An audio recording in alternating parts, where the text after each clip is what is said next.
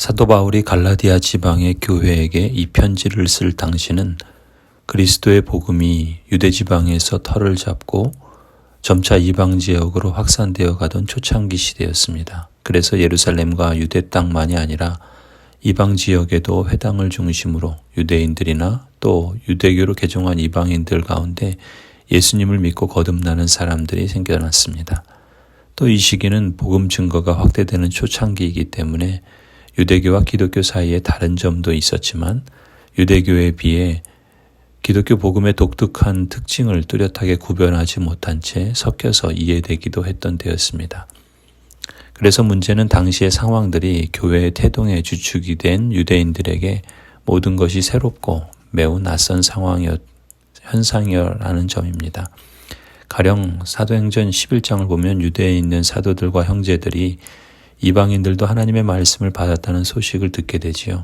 이후 사도 베드로는 고넬료의 사건을 통해 하나님께서 이방인들에게도 회개의 영과 구원의 선물을 주셨다는 것을 증거합니다. 그리고 나서 이방 지역인 안디옥에도 교회가 세워지는데 이 안디옥 교회는 바나바가 파송을 받아 목회를 하면서 이방 선교의 전초 기지가 되지요. 그래서 바나바와 바울이 이 아시아 지역에서 1차 선교 여행을 시행하기도 합니다. 아울러 사도행전 15장을 보면 이런 상황으로 인해서 예루살렘에서 기독교 지도자들이 총회로 모여 신학적인 논의를 하게 됩니다. 이 예루살렘 회의에서 기독교 지도자들은 이방인들도 유대인과 동일하게 주 예수의 이름으로 구원 얻는 줄을 인정하고 받아들이게 되지요. 하지만 이러한 예루살렘 총회의 결정이 있었음에도 불구하고 이방인의 구원의 방법에 대해서는 유대인들 사이에 서로 다른 주장들이 있었던 것도 사실입니다. 가령 유대로부터 내려온 사람들이 이방 지역의 형제들을 가르치는데 유대교를 고수하는 거짓 복음을 전하기도 했습니다. 즉 너희가 모세의 율법대로 할례를 받지 아니하면 능히 구원을 얻지 못하리라, 이런 주장을 서슴없이 했던 것이죠.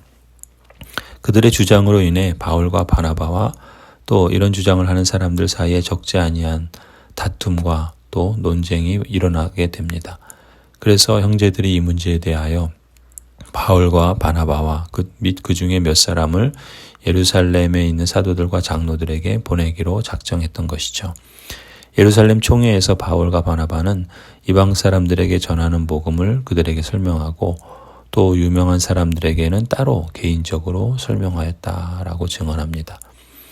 이 사안은 사도 개인의 어떤 사사로운 자존심이나 입지의 문제가 아니라 하나님의 복음이 전파되어지고 또 그러한 구원의 역사가 진행되어짐에 있어서 이제 땅끝을 향해 진군하는 복음의 성격이 어떠한가를 규정하는 데 아주 중요한 문제였던 것입니다. 그래서 사도 바울은 내가 달리고 있는 일이나 지금까지 달린 일이 헛되게 되지 않도록 하기 위해서 그렇게 사활을 걸고 복음을 설명하고 또 변증했던 것이죠. 사실 이러한 논쟁과 다툼들은 당시 복음이 증거되는 곳곳에서 벌어지기도 했습니다.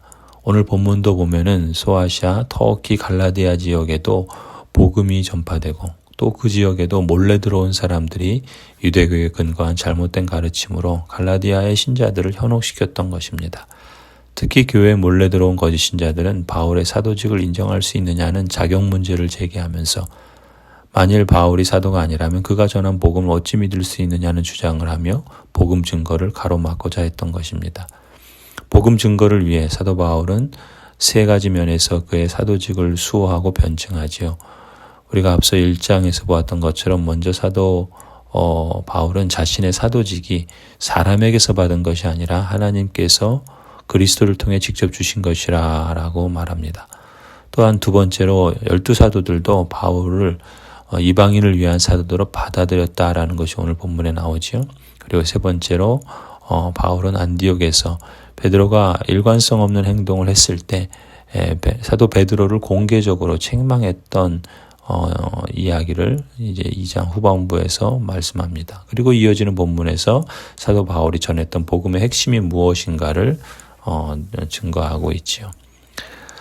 하지만 교회 몰래 들어온 거짓 신자들의 시비는 매우 집요하고 공격적이었습니다. 그들의 주장은 한마디로 이방인들에게 할례를 주고 모세의 율법을 지키라고 명하는 것이었고 그것이 구원의 방법이라고 주장했습니다. 이들은 바리새인 중에서 믿는 어떤 사람들인 것으로 보입니다. 바로 이러한 공격과 주장으로 거짓 신자들은 바울과 바나바를 계속해서 괴롭히며 교회 질서를 어지럽히었던 것입니다.